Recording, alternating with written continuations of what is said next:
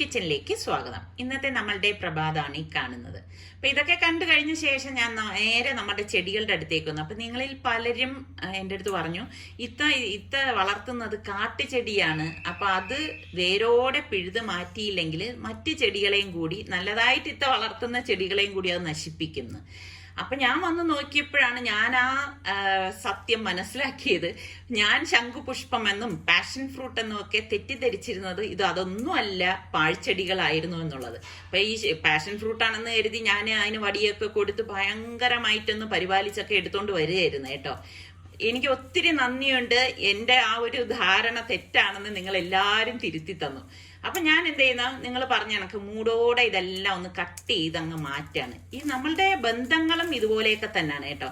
ചില ബന്ധങ്ങൾ നമ്മൾ തിരിച്ചറിയത്തില്ല, അത് നമ്മളെ വരിഞ്ഞു മുറുകി നമുക്ക് ദോഷമാകുന്ന അവസ്ഥയിലേക്ക് എത്തുമ്പോഴായിരിക്കും നമ്മൾ ആ തിരിച്ചറിവ് ഉണ്ടാവുന്നത്.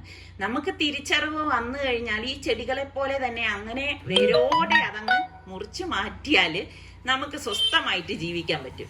എന്തായാലും ഞാൻ അതെല്ലാം കട്ട് ചെയ്ത് മാറ്റി. പിന്നെ അത് കഴിഞ്ഞപ്പോഴേക്ക് നമ്മൾ ഈ ദുബായിൽ നിന്ന് വന്ന കുറേ ഡ്രസ്സുകൾ ഉണ്ടായിരുന്നു. അപ്പോൾ ഈ മഴയൊക്കെ കാരണം 2-3 ദിവസം എടുത്ത് അതൊക്കെ ഒന്ന് ഉണങ്ങി വരാനായിട്ട് കഴുകിയിട്ടിരിക്കുകയായിരുന്നു. അപ്പോൾ ഉണങ്ങി കഴിഞ്ഞ ശേഷം ഇപ്പൊ നിസാറിക്കാടതും മിൻ്റെതും മോളുടേതും പിന്നെ ഇപ്പൊ കൂട്ടത്തിൽ നമ്മുടെ റിച്ച് വന്നല്ലോ, അവന്റെയും ഡ്രസ്സൊക്കെ ഒന്ന് അയൺ ചെയ്യാനായിട്ടുണ്ട്. അപ്പൊ ഇത് ഇത്രയും ഈ പറഞ്ഞ മാതിരി മുരുകൻ്റെയാണ്, ഞങ്ങൾ മുരുകൻ ഇന്ദിരാനാറിലാണ് അയൺ ചെയ്യാനായിട്ട് വരുന്നത് കേട്ടോ. അപ്പം ഞാൻ വിളിച്ചു ചോദിച്ചപ്പോൾ പറഞ്ഞു, ആ ചേച്ചി രാവിലെ തന്നെ കൊണ്ടുവന്ന് തന്നാ മതി എന്ന് പറഞ്ഞു. അപ്പൊ അങ്ങനെ ഡ്രസ്സുകളെല്ലാം സെപ്പറേറ്റ് ചെയ്ത് ഓരോരുത്തരുടേത് ഓരോരോ ബാഗുകളിലാക്കിയാണ് കൊണ്ടുപോകണം. അല്ലെങ്കിൽ എന്താ വെച്ചാൽ മിക്സ് ചെയ്തൊക്കെ അയൺ ചെയ്ത് വെച്ച് കഴിഞ്ഞാൽ പിന്നെ അതൊരു ബുദ്ധിമുട്ട്. നമുക്ക് ഇവിടെ വന്നിട്ട് പിന്നെ തരം തിരിച്ചെടുക്കുമ്പോൾ അയൺ ചെയ്ത് അതൊക്കെ അങ്ങ് പോവും. അപ്പൊ അങ്ങനെ ഓരോരുത്തരുടേതും ഓരോ ബാഗിലാക്കിയിട്ട് ഞാൻ സ്കൂട്ടറിലാണ് കൊണ്ടുവന്ന് കൊടുക്കണത്. അപ്പൊ ഇത്രയും ബാഗുകളൊക്കെ ഉള്ളപ്പോൾ നിസാറിക്ക് പറയും, കാർ എടുത്തിട്ടെങ്കിൽ കൊണ്ടുപോയി കൊടുത്തിട്ട് വരാമെന്ന് പറയും. ഞാൻ പറഞ്ഞു വേണ്ട, അനാവശ്യമായിട്ട് നമ്മൾ ഇങ്ങനെയുള്ള കാര്യത്തിനൊക്കെ കാർ എടുക്കേണ്ടതൊന്നും ആവശ്യമില്ല, ഇതൊക്കെ നമുക്ക് പറ്റും. ഇതിപ്പോ ഇതുപോലെ അടുക്കി വെച്ച് കൊണ്ടുപോയി കഴിഞ്ഞാൽ അവിടെ ചെന്നിട്ട് നമുക്ക് ആ കവറുകൾ സെപ്പറേറ്റ് ചെയ്ത് അങ്ങ് കൊടുത്താൽ മതിയല്ലോ. അപ്പൊ ഇനിയിപ്പം ഇതെല്ലാം നമ്മൾ കൊടുത്തു കഴിഞ്ഞാൽ മുരുകന്റെ സൗകര്യം അനുസരിച്ച് എല്ലാം തേച്ച് വെച്ചിട്ട് ഫോൺ ചെയ്ത് പറയാം. അപ്പൊ എല്ലാ ദിവസവും മുരുകൻ ഇങ്ങനെ വരത്തില്ല കേട്ടോ, ചില ദിവസങ്ങളിലേ വരത്തുള്ളൂ. അപ്പൊ ഞാൻ അവിടെ എത്തിയപ്പോഴേക്കും മുരുകൻ ഇല്ല. മുരുകൻ ഞാൻ ഫോൺ ചെയ്തപ്പോ കാപ്പി കുടിക്കാനായിട്ട് പോയെന്ന് പറഞ്ഞു. ചേച്ചി ആ വണ്ടിയിൽ വെച്ചാൽ മതി എന്ന് പറഞ്ഞു. ഇതാണ് മുരുകന്റെ വണ്ടി. അങ്ങനെ ഇപ്പൊ ഞാൻ നമ്മളുടെ ഡ്രസ്സൊക്കെ കൊണ്ടുവന്ന് വയ്ക്കുകയാണ്. അപ്പൊ എനിക്കാണെങ്കിൽ ഈ പറഞ്ഞ മാതിരി നമ്മൾ ഈ തേച്ച് വെച്ച് കഴിഞ്ഞാൽ ഭയങ്കര ഒരു ആശ്വാസമാണ് കേട്ടോ. പെട്ടെന്ന് എവിടെയെങ്കിലും ഒക്കെ പോണെങ്കിൽ നമുക്ക് പിന്നെ ഒന്നും നോക്കണ്ടല്ലോ, ആ തേച്ചതിൽ നിന്ന് എടുത്തിട്ടോണ്ട് അങ്ങ് പോവുകയും ചെയ്യാം. അങ്ങനെ ആ ഒരു പണിയും രാവിലെ ചെയ്തു തീർത്ത്. പിന്നെ ഞാൻ ഇന്ന് രാവിലെ ഞാൻ ബ്രേക്ക്ഫാസ്റ്റ് റെസിപ്പി ഇതിൽ ഇൻക്ലൂഡ് ചെയ്തിട്ടില്ല കേട്ടോ. അപ്പൊ ഇഡ്ഡലിയും സാമ്പാറും ആയിരുന്നു. അപ്പൊ സാമ്പാറിന്റെ മിച്ചം ഇരിപ്പുണ്ട്. അപ്പൊ ഉച്ചത്തേക്ക് വേണ്ടിയിട്ട് ഞാൻ ഈ സാമ്പാറിനെ കട്ട് ചെയ്തപ്പോൾ തന്നെ വെജിറ്റബിൾസ് അവിയലിന് വേണ്ടിയും കട്ട് ചെയ്ത് മാറ്റിയിട്ടുണ്ടായിരുന്നു. മോക്ക് ഇവിടെ അവിയൽ ഭയങ്കര ഇഷ്ടമാണെന്ന് പറഞ്ഞേ. എനിക്കാണെങ്കിൽ പിള്ളേരുടെ ഇഷ്ടങ്ങൾക്ക് അനുസരിച്ചൊക്കെ ഓരോന്നും ഉണ്ടാക്കി കൊടുക്കാൻ ഭയങ്കര ഇഷ്ടമാണ്. പ്രത്യേകിച്ച് ഇവിടെ ആണെങ്കിൽ ഞാൻ പറയത്തില്ലേ, പിള്ളേർ വെജിറ്റബിൾസ് കഴിക്കാനൊക്കെ ഭയങ്കര ബുദ്ധിമുട്ടാണെന്ന്. പിന്നെ മോളുടെ കാര്യത്തിൽ അങ്ങനെയൊന്നും ഇല്ല കേട്ടോ, അവൾക്ക് ഭയങ്കര ഇഷ്ടമാണ് ഇങ്ങനെയൊക്കെയുള്ള ഐറ്റംസ്. അപ്പൊ എനിക്ക് ഉണ്ടാക്കി കൊടുക്കാനും അത് വലിയ താല്പര്യമാണ്. അപ്പൊ ഞാൻ പച്ചമുളക് ഈ ഒരു സമയത്ത് മാത്രമേ ഇടത്തുള്ളൂ. അപ്പൊ ഞാൻ രാവിലെ ഇതുപോലെ വെജിറ്റബിൾസ് കട്ട് ചെയ്തതിനെ വെള്ളത്തിൽ ഇതുപോലെ നിങ്ങൾ കണ്ടില്ല, പാത്രത്തിൽ വെള്ളം ഒഴിച്ച് ഫ്രിഡ്ജിലങ്ങ് വയ്ക്കുകയാണ് ചെയ്തിരുന്നത്. അപ്പൊ വെജിറ്റബിൾസ് എടുത്ത് അതിലേക്ക് പച്ചമുളകും പാകത്തിനുള്ള ഉപ്പും ഒരു 1/2 കപ്പ് വെള്ളവും കൂടി ഒഴിച്ചിട്ട് ഞാൻ അടച്ചു വെച്ചിട്ടൊന്ന് വേവിച്ചെടുക്കാൻ പോവാണ്. അപ്പൊ ചോറ് ഞാൻ ഒരു വശത്ത് വേവിക്കാൻ വെച്ചിട്ടുണ്ടായിരുന്നു. അപ്പൊ നമുക്കിനി അവിയലിന്റെ അരപ്പിന് വേണ്ടിയിട്ട് തേങ്ങ ഞാനൊന്ന് മൈക്രോവേവിൽ വെച്ചിട്ടൊന്ന് ചൂടാക്കി എടുത്തതാണ് കേട്ടോ. കാരണം ചെറിയ തണുപ്പായിരുന്നത് കൊണ്ട് ജസ്റ്റ് ഒന്ന് ചൂടാക്കി എടുത്തതാണ്. ഇതിലേക്ക് ഞാനിവിടെ 1 കപ്പ് തേങ്ങയും ഒരു 4 വെളുത്തുള്ളി എലിയും 1 പച്ചമുളക്, 1/2 ടീസ്പൂൺ മഞ്ഞൾപ്പൊടി, ഒരു 1/4 ടീസ്പൂണോളം ചെറിയ ജീരകം cumin seed, 1/4 teaspoon Kashmiri chilli, പാകത്തിനുള്ള ഉപ്പ്, ഒരു ചെറിയ ചുവന്നുള്ളി, ഇത്രയും കൂടി ഒന്ന് കറക്കിയെടുക്കും. അപ്പൊ ഇതാണ് നമ്മുടെ അരപ്പ്. അപ്പൊ ഞാനൊരു നെല്ലിക്ക വലിപ്പത്തിലൊന്നും എടുത്തില്ല, അതിലും കുറവ് പുളി എടുത്ത് കുറച്ച് വെള്ളം ഒഴിച്ചൊന്ന് പിഴിഞ്ഞെടുക്കുകയാണ്. അപ്പൊ ഈ വെള്ളമാണ് നമ്മൾ അവിയലിലേക്ക് ഒഴിക്കുന്നത്. അപ്പൊ ഞാൻ അടപ്പ് മാറ്റിയിട്ട് നമ്മളുടെ കഷ്ണങ്ങൾ ഒന്ന് ഇളക്കി കൊടുക്കുകയാണ്. എനിക്കും ഈ അവിയൽ എന്ന് പറയുന്ന സംഭവം ഇഷ്ടമാണ് കേട്ടോ. നിങ്ങളുടെ എത്ര പേർക്ക് അവിയൽ ഇഷ്ടമുള്ളവരുണ്ട്? അപ്പം ഞാൻ ഇതെല്ലാം റെഡിയാക്കിക്കൊണ്ടിരിക്കുകയാണ്. അപ്പം എല്ലാം ഒരേ സമയം റെഡിയാക്കുമ്പോൾ നമ്മുടെ ജോലിയും പെട്ടെന്ന് അങ്ങ് ഒതുങ്ങി കിട്ടും. അപ്പം ഒരു 2 മിനിറ്റ് കഴിഞ്ഞപ്പോഴേക്ക് വീണ്ടും ഞാൻ അടപ്പൊന്ന് മാറ്റിയിട്ട് നമ്മൾ പുളി പിഴിഞ്ഞ് വെച്ച പുളിവെള്ളം ഉണ്ടല്ലോ, അത് ഇതിലേക്ക് അങ്ങ് ഒഴിച്ചു കൊടുക്കാം. അതിനുശേഷം നമ്മൾ ഈ ക്രഷ് ചെയ്ത് വെച്ചിരിക്കുന്ന തേങ്ങയുടെ കൂട്ടും കൂടി ഞാൻ ഇതിലേക്ക് ഇട്ട് കൊടുക്കുകയാണ്. അതിൽ ഞാൻ വെള്ളം ചേർത്തിട്ടൊന്നും അരച്ചെടുക്കത്തില്ല കേട്ടോ, കാരണം ഓൾറെഡി നമ്മൾ വെള്ളം ചേർത്തല്ലേ അവിയൽ വേവിക്കുന്നത്. ഇപ്പം ഞാൻ മിക്സിയുടെ ജാറിൽ ഒരു 2 ടേബിൾ സ്പൂൺ വെള്ളം ഒഴിച്ച് അതൊഴിച്ചിട്ട് അടച്ച് വെച്ചിട്ടുണ്ട്. അപ്പം ഞാൻ ഇളക്കിയിട്ടൊന്നുമില്ല, ഇടയ്ക്കൊന്ന് അടപ്പ് മാറ്റിയിട്ട് ഇതെല്ലാം ചേർത്തിട്ട് ഒന്ന് ഇളക്കി കൊടുക്കും. അപ്പം ആ ഒരു ആവി നമ്മളുടെ ഈ അരപ്പിലേക്ക് തട്ടാൻ വേണ്ടിയിട്ടാണ് ആദ്യം നമ്മളിത് ഇളക്കിയെടുക്കാത്തത്. പല രീതിയിൽ ഞാൻ അവിയൽ തയ്യാറാക്കാറുണ്ട്. അപ്പോൾ ഇതൊന്ന് ഇളക്കിയെടുക്കണം.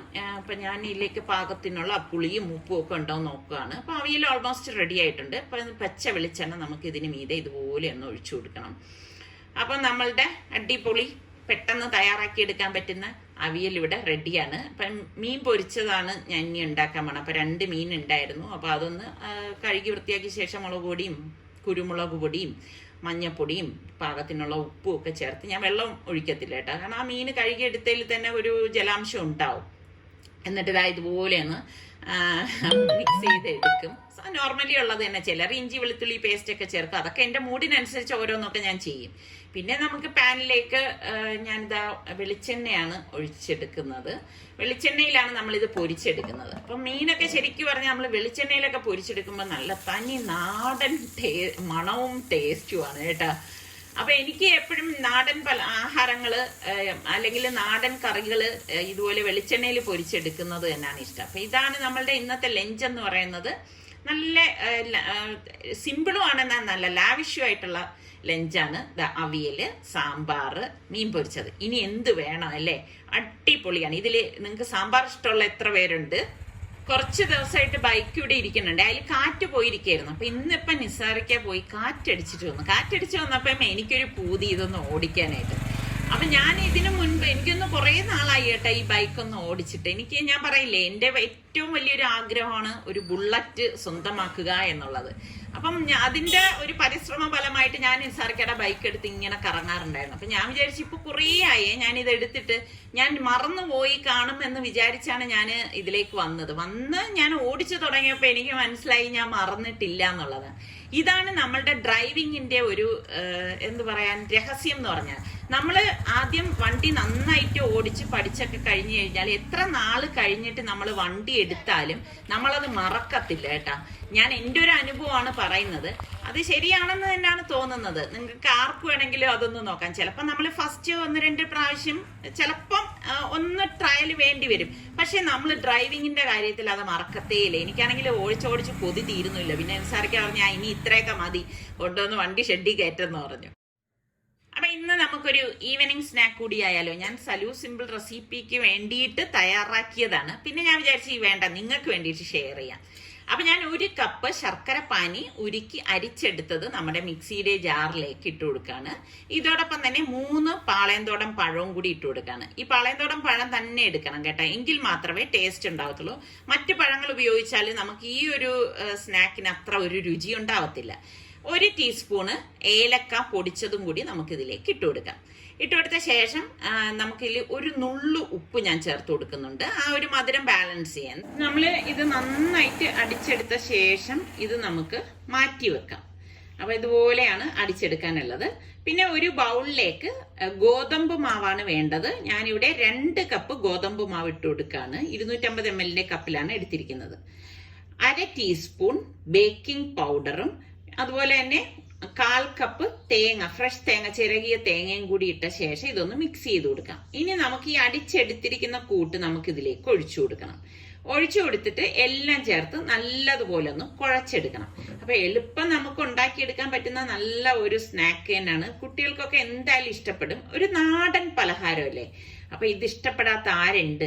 അപ്പൊ ഇതുപോലെ നല്ലതുപോലെ കുഴച്ചെടുത്ത ശേഷം നമുക്ക് വെള്ളം വേണമെങ്കിൽ കുറച്ച്, ഞാനിവിടെ ഒരു 2 ടേബിൾ സ്പൂൺ ആണ് ഒഴിച്ചിരിക്കുന്നത് ചേർത്താണ്. ഇതൊരു ലൂസ് ബാറ്റർ ആണ് കേട്ടോ. ഈ ഒരു പരുവം നമ്മുടെ കയ്യിലൊക്കെ ഒട്ടുന്ന ഈ ഒരു പരുവത്തിലാണ്. പിന്നെ ഇതിലേക്ക് ഞാനിവിടെ ഒരു 2 ടേബിൾ സ്പൂണോളം കപ്പലണ്ടിയും കൂടി ഇട്ട് കൊടുക്കുന്നുണ്ട്. ഇതൊക്കെ നമ്മളുടെ ഇഷ്ടത്തിനനുസരിച്ചിടാം. ശരിക്കും പറഞ്ഞാൽ ഈ ഒരു പലഹാരത്തിന് നമുക്ക് കപ്പലണ്ടിയൊക്കെ കടിക്കാൻ കിട്ടുന്നത് നല്ലത് തന്നെയാണ്.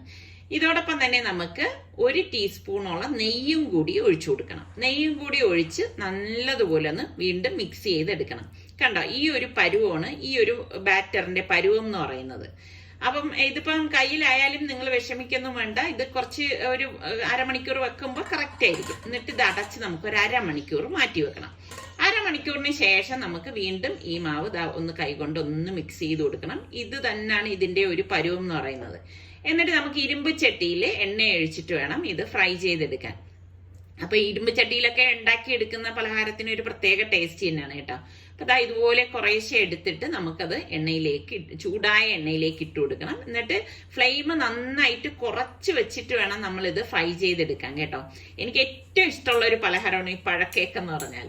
അപ്പൊ ഈ പഴക്കേക്ക് മുൻപൊക്കെ ഞാൻ വിചാരിച്ചിരുന്ന വലിയ സംഭവം കണ്ടാണ് ഇത് ഉണ്ടാക്കാൻ ഭയങ്കര പാടെന്നൊക്കെയാണ് പണ്ട്, എനിക്കന്ന് അറിയത്തില്ലായിരുന്നല്ലോ. പിന്നെ ഇത് ഈ പറഞ്ഞ മാതിരി ഉണ്ടാക്കുന്നത് എങ്ങനെയെന്നൊക്കെ ഞാൻ ഈ ചായക്കടകളിലൊക്കെ നമുക്കിപ്പോൾ പരിചയമുള്ളവർക്ക് ചായക്കടയൊക്കെ ഉണ്ടെങ്കിൽ ഞാൻ അവരുടെ അടുത്ത് ഇങ്ങനെയുള്ള റെസിപ്പിയൊക്കെ ചോദിക്കും കേട്ടോ. അപ്പൊ അവര് പറയുന്ന അനുസരിച്ചാണ് ഞാൻ ഇങ്ങനെയുള്ള പലഹാരങ്ങളൊക്കെ ട്രൈ ചെയ്ത് നോക്കിയിരുന്നത്. ഇപ്പൊ ഞാൻ എൻ്റെ ഉമ്മയുടെ വീട്ടിലൊക്കെ ചെല്ലുമ്പോഴേക്കും അവിടെ അതിനടുത്തൊരു ചായക്കട ഉണ്ടായിരുന്നു, ചെറിയ ചായക്കട. പക്ഷെ അവിടുത്തെ പഴക്കേക്കെന്ന് പറഞ്ഞാൽ ഭയങ്കര ടേസ്റ്റാണ് കേട്ടോ. അപ്പൊ ഞാൻ അവരുടെ അടുത്ത് ഇതുപോലെ ചോദിച്ചപ്പം അവരെനിക്ക് പറഞ്ഞു തന്നിട്ടുണ്ട്. അപ്പൊ ആ ഒരു റെസിപ്പി തന്നെയാണ് ഞാൻ ഫോളോ ചെയ്യണത്. പിന്നെ ചായക്കടയിലൊക്കെ ആകുമ്പോൾ അവർ വലിയ രീതിയിൽ ഒരുപാട് എണ്ണയൊക്കെ ഒഴിച്ച് നല്ല വലിയ സൈസിലൊക്കെ ആയിരിക്കും ഉണ്ടാക്കുന്നത്. ഇതിപ്പോ നമ്മളുടെ വീട്ടിലത്തൊക്കെ ആകുമ്പോൾ നമുക്ക് ഈ ഒരു സൈസിലൊക്കെ മതിയല്ലോ. ശരിക്കും കാഴ്ചയ്ക്ക് കാണാൻ ഭംഗിയും ഇതുപോലെ വലിയ സൈസിലൊക്കെ ഉണ്ടാക്കി എടുക്കുമ്പോഴാണ് കേട്ടോ. എന്തായാലും എന്താ നമ്മുടെ പഴക്കേക്ക് ഇവിടെ റെഡി ആയിട്ടുണ്ട്. അപ്പൊ ഇതാണ് ഈവനിങ് സ്നാക്കായിട്ട് ഉണ്ടാക്കിയ ഐറ്റം. പിന്നെ ചായ കുടിക്കാനായിട്ട് വരാന്തയിലാണ് വന്നിരിക്കുന്നത്. പ്രകൃതി ഭംഗിയൊക്കെ ആസ്വദിച്ച് ഇങ്ങനെ ചായ കുടിക്കുമ്പോൾ ഒരു പ്രത്യേക സുഖമാണ്. പിന്നെ ഈ സമയങ്ങളിൽ കുറച്ച് സൊറ പറഞ്ഞിരിക്കുകയും ചെയ്യാം. നിങ്ങൾ വിചാരിക്കും ഞാൻ ഫുൾ ടൈം അടുക്കളയിൽ തന്നെ ഇരിക്കുന്ന ആളാണെന്ന്. അങ്ങനൊന്നും അല്ല കേട്ടോ. വളരെ ചുരുങ്ങിയ സമയം മാത്രമേ ഞാൻ അടുക്കളയിൽ സ്പെൻഡ് ചെയ്യാറുള്ളൂ. കൂടുതൽ സമയവും ഇങ്ങനെയൊക്കെ തന്നെയാണ്. അപ്പോഴേക്ക് നമ്മളുടെ മുരുകൻ ഫോൺ ചെയ്തിട്ടുണ്ടായിരുന്നു എല്ലാം റെഡിയായെന്ന്. ഇപ്പം നല്ല മഴക്കാറുണ്ടായിരുന്നു കേട്ടോ. പിന്നെ ഞാൻ ഒട്ടും താമസിച്ചില്ല, വേഗം തുണി തേച്ചത് വാങ്ങിക്കാനായിട്ട് വന്നു. കാരണം ഈ സ്കൂട്ടറിലായതുകൊണ്ട് മഴ പെയ്തു കഴിഞ്ഞാൽ പിന്നെ പണി കിട്ടും.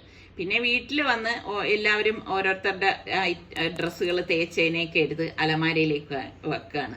അപ്പൊ ഇങ്ങനെയൊക്കെ നമ്മൾ തേച്ച് വെക്കുമ്പോൾ ഉള്ളൊരു ഗുണം എന്ന് പറഞ്ഞാൽ നമുക്ക് എവിടെയെങ്കിലും പോകണമെങ്കിൽ പെട്ടെന്ന് നമുക്ക് അതിൽ നിന്ന് ഇഷ്ടമുള്ളത് എടുത്തിട്ടിട്ട് അങ്ങ് പോയാൽ മതി. പിന്നെ വാരി വലിച്ച് കിടക്കത്തുമില്ല. അപ്പോൾ ഉള്ളത് കഴുകി തേച്ച് ഇതുപോലെ അടുക്കും ചിട്ടയോടും വെച്ചാൽ ഇങ്ങനെയൊക്കെയാണ് ഗുണങ്ങളുള്ളത്. ദേ വന്നു ദാ പോണു എന്ന് പറയുന്നത് പോലെയാണ് നമ്മുടെ റിച്ചുവിന്റെ അവസ്ഥ. റിച്ചു ദാ ഇനിയിപ്പോൾ നാളെ രാവിലെ പോവാണ്. അപ്പൊ റിച്ചുവിന്റെ തേച്ച തുണികളാണ് ബാഗിലേക്ക് കയറ്റുന്നത്. ഇവിടെ വരുമ്പോഴൊക്കെ റിച്ചു ഇങ്ങനെയാണ് കേട്ടോ. കുറേ തുണികൾ എടുക്കും, അതിനെ തേച്ചെടുത്ത് അങ്ങ് കൊണ്ടുപോകും. ഞാൻ ചോദിക്കും, എടേ അവിടെ യൂണിഫോം അല്ലേ നീ ഇടുന്നത്, അപ്പൊ ഇത്രയും തുണികളുടെയൊക്കെ ആവശ്യം നിനക്ക് വരുമെന്ന്. ഇപ്പൊ അവൻ പറയുന്നുണ്ട് ആകെ അവന് ഈ കളർ ഡ്രസ്സ് ഇടാൻ കുറച്ച് സമയം കിട്ടുന്നുള്ളൂന്ന്. അവനാണെങ്കിൽ ഇങ്ങനെ ഈ കളർ ഡ്രസ്സൊക്കെ ഇടുന്നത് ഭയങ്കര ഇഷ്ടമാണ് കേട്ടോ. അപ്പൊ നിസാർക്ക് അത് ഹെൽപ്പ് ചെയ്ത് കൊടുക്കുകയാണ് എല്ലാം ബാഗിലേക്ക് ആക്കാനായിട്ട്. അപ്പൊ ഈ പിള്ളേര് വന്നു കഴിയുമ്പോ ഇതാണ് കേട്ടോ, അവര് പോവാറാകുമ്പോൾ ഭയങ്കര വിഷമമാണ്. പിന്നെ ഇപ്രാവശ്യം അവൻ നടുവേനൊക്കെ ഇട്ടില്ലേ വന്നത്. അങ്ങനെ ഡോക്ടറെ കാണിച്ചപ്പോൾ കുഴപ്പമില്ല, മരുന്ന് ടാബ്ലറ്റ് തന്നിട്ടുണ്ട്, അത് കൃത്യമായിട്ട് കഴിക്കണം. പിന്നെ ഒരു ഓയിൻമെന്റ് തന്നു, അതും ഇടാൻ പറഞ്ഞ്. അപ്പൊ ഞാൻ അവന് കൊണ്ടുപോകാനുള്ള കുറച്ച് സാധനങ്ങളൊക്കെ വാങ്ങിച്ചതൊക്കെ ഇനി പാക്ക് ചെയ്ത് വെച്ചു കൊടുക്കാൻ സാധിക്കാം. അപ്പം ഞാൻ പറഞ്ഞു മുടങ്ങാതെ നീ അതെല്ലാം ഇടണം. ഇപ്പം വേദന കുറവുണ്ടെന്നാണ് പറയുന്നത്. അത് കേൾക്കുമ്പോൾ തന്നെ വലിയൊരു സമാധാനമാണ്. അപ്പൊ എന്തായാലും ഇനിയിപ്പം ഈ പറഞ്ഞ മാതിരി ഡോക്ടർ പറഞ്ഞ അത്രയും ടാബ്ലറ്റ് ഒക്കെ കഴിച്ചിട്ട് നെക്സ്റ്റ് വീക്ക് വരുമ്പോ നോക്കാം. അവന് കുറവില്ലെങ്കിൽ എക്സ്റേ എടുക്കണമെന്നൊക്കെയാണ് പറഞ്ഞത്.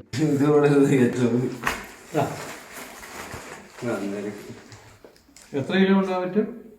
35 കിലോ ആണ്. കുപ്പികളൊക്കെ ഇതിനകത്ത് വെക്കാം. അല്ല, ഇവിടെ കയറി ഉടനെ സീറ്റ് കിട്ടും. അപ്പൊ അവിടെ വെക്കാം. നേരത്തെ മറന്നു. അല്ല, കമ്പ്യൂട്ടർ ബാഗിനകത്ത് കമ്പ്യൂട്ടർ മാത്രം വെക്കാം. എന്റെ യൂണിഫോമിന്റെ പാന്റ് വെച്ചായിരുന്നോ? നീ കഴിക്കണ്ട. എന്നിട്ട് ഞാൻ ഇത് കഴിച്ചിട്ട് മുറുക്ക് കഴിച്ചിട്ട് അതിന്റെ പല്ല് വെട്ടി.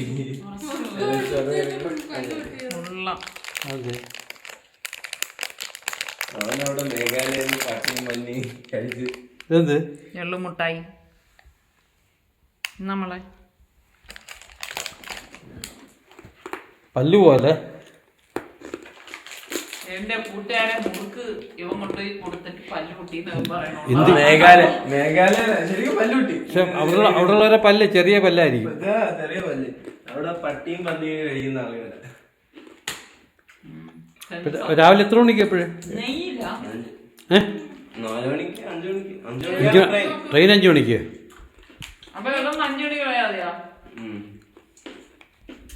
5 മണിക്കാണ് ഇവർക്കുള്ള ട്രെയിൻ. അപ്പൊ 4:15 തന്നെ മോള് വന്നിട്ടുണ്ടായിരുന്നു. അപ്പൊ റിച്ചുവും ഈ സമയം റെഡിയായി ഇറങ്ങിയിട്ടുണ്ട്. അപ്പൊ ഇവര് നേരത്തെ പോണ എന്തെന്ന് വെച്ചാല് അവിടെ റെയിൽവേ സ്റ്റേഷനിൽ ചെന്ന് കൗണ്ടറിൽ നിന്ന് ടിക്കറ്റ് എടുത്തിട്ടാണ് ഇവർ പോണത്. അപ്പൊ പിന്നെ അവിടെ ചെല്ലുമ്പോൾ ചില ദിവസങ്ങളിൽ നല്ല റഷ് ആയിരിക്കും എന്ന് പറയും. അപ്പൊ അങ്ങനെ ഇപ്പം ട്രെയിൻ കിട്ടാത്തൊരവസ്ഥ വരണ്ടല്ലോ. അപ്പൊ അതുകൊണ്ട് ഇവര് അത് കണക്കാക്കിയിട്ട് ഇറങ്ങിയതാണ്. അപ്പൊ നിസാറിക്ക് ഇവരെ ഒന്ന് വിടാനായിട്ട് പോവാണ്. ശരിക്കും ഈ പിള്ളേരൊക്കെ വന്നിട്ട് 2 ദിവസമാണെങ്കിൽ അവർ പിന്നെ തിരിച്ചു പോണത് കാണുമ്പോൾ ഭയങ്കര ഒരു വിഷമമാണ് കേട്ടോ. അന്ന് റിസ്വാൻ നടുവേദനയായിട്ട് വരുന്നു എന്നൊക്കെ പറഞ്ഞപ്പോഴേക്കും ഒരുപാട് പേര് കമന്റ് എഴുതി കേട്ടോ. അവരുടെ മോൾക്ക് ഒക്കെ ഇതുപോലെ നടുവേദനയാണെന്ന്. അതിൽ 1-2 കമന്റ് ഞാൻ അവർക്ക് സർജറി വേണ്ടി വന്നു എന്നൊക്കെ വായിച്ചപ്പോ എനിക്ക് ഭയങ്കര ഒരു പ്രയാസം തോന്നി. കാരണം കൊച്ചു കുട്ടികളുടെ കാര്യമാണ് ഈ പറയുന്നത് അല്ലെ. പണ്ടത്തെ ആൾക്കാരൊക്കെ ആണെങ്കിൽ ഒത്തിരി പ്രായം ചെല്ലുമ്പോഴാണ് നടുവേദന വരുന്നത്. പക്ഷെ ഇപ്പോഴത്തെ കുട്ടികൾക്ക് ഇതാ ചെറുപ്പത്തിലേ ഇതുപോലെയുള്ള അസുഖങ്ങളൊക്കെ വരണം. എനിക്ക് തോന്നുന്നു അതൊക്കെ ജീവിത രീതിയിലുള്ള വ്യത്യാസം കൊണ്ട് സംഭവിക്കുന്നതാണെന്ന് തന്നെയാണ് തോന്നുന്നത്. എന്തായാലും എല്ലാവർക്കും എല്ലാം പടച്ചവൻ ഷിഫാക്കി കൊടുക്കട്ടെ എന്ന് നമുക്ക് ദുആ ചെയ്യാം. അപ്പൊ ദാ റെയിൽവേ സ്റ്റേഷൻ എത്തി. അപ്പൊ ഇനിയിപ്പം പിള്ളേര് പോവാണ്. ഇനി ഇൻഷാല്ലാ ഇതുപോലെ അവധി കിട്ടുന്ന അനുസരിച്ച് അവർ വരത്തുള്ളൂ. എല്ലാ ആഴ്ചയൊന്നും അവർക്ക് വരാൻ പറ്റത്തില്ല. ചില സാറ്റർഡേയും ഇവർക്ക് ക്ലാസ് കാണും. അപ്പൊ ഇതൊക്കെ തന്നെയുള്ളൂ നമ്മളുടെ വിശേഷങ്ങള്. അപ്പൊ നിങ്ങൾ സബ്സ്ക്രൈബ് ചെയ്യാതെ കാണുന്ന ആരെങ്കിലും ഒക്കെ ഉണ്ടെങ്കിൽ നിങ്ങൾക്ക് നമ്മളുടെ ചാനൽ ഇഷ്ടപ്പെടുകയാണെങ്കിൽ സബ്സ്ക്രൈബ് ചെയ്യാനും ആ ബെല്ലൈക്കൺ പ്രസ് ചെയ്യാനും ഒന്നും മറന്നു പോരുതേ. എങ്കിൽ മാത്രമേ ഞങ്ങൾ വീഡിയോസ് ഒക്കെ പോസ്റ്റ് ചെയ്യുന്ന സമയം നിങ്ങൾക്ക് നോട്ടിഫിക്കേഷൻ കിട്ടത്തുള്ളൂ. ഇനി അടുത്ത നമുക്ക് നല്ല റെസിപ്പിയോ വ്ളോഗായിട്ടൊക്കെ കാണാം. അതുവരയ്ക്കും എല്ലാവർക്കും ബൈ.